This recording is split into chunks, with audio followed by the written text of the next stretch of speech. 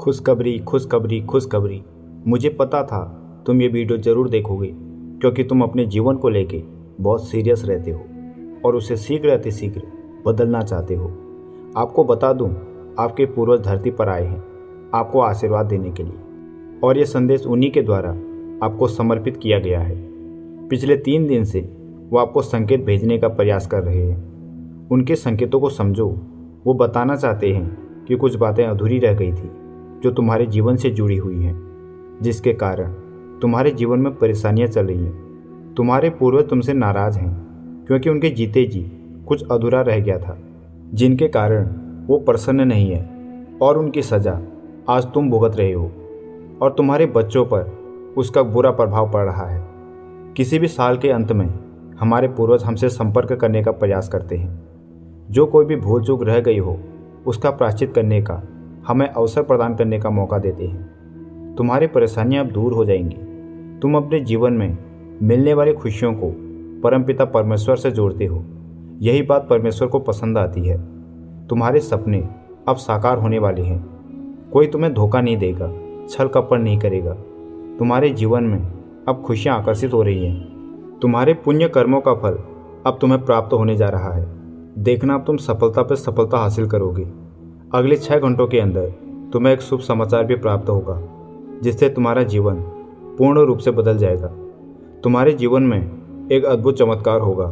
तुम इस संदेश को पूरा भी नहीं सुन पाओगे और तुम्हारे पास एक खुशखबरी आएगी जिससे तुम्हारा खुशी का ठिकाना नहीं बचेगा। तुम्हारा जीवन केवल 3 दिन के भीतर ही परिवर्तित होने वाला है। तुम्हारा भाग्य जागने वाला है क्योंकि इस बार स्वयं तुम्हारे पूर्वज तुम्हें आशीर्वाद देने के लिए आए हैं। कल सुबह का सूर्योदय होते ही तुम्हारे जीवन का अंधकार प्रकाश में परिवर्तित हो जाएगा।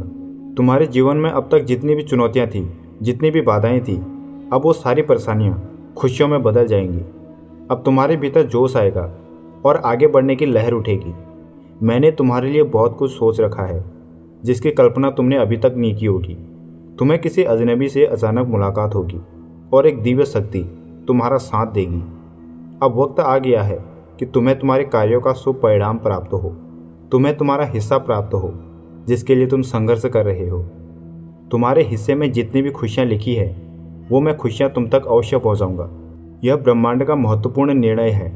कल प्रातः जब तुम सोकर उठोगे तो तुम्हें आभास होगा कि सब कुछ अच्छा होने वाला है।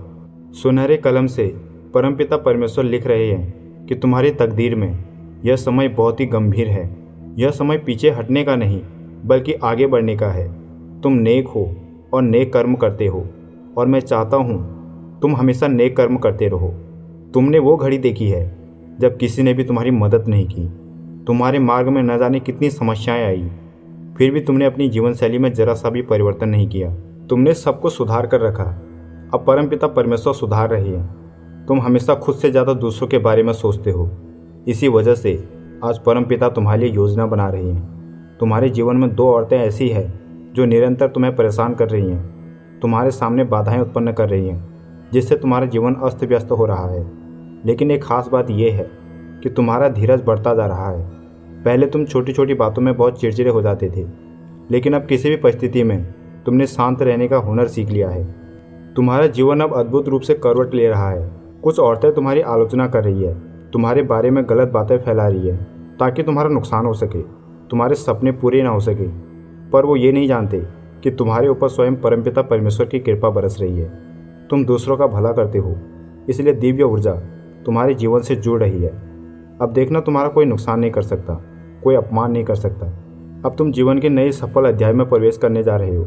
जिस पल का तुम्हें बेसब्री से इंतजार था वो पल अब तुम्हारे बहुत निकट आ चुका है।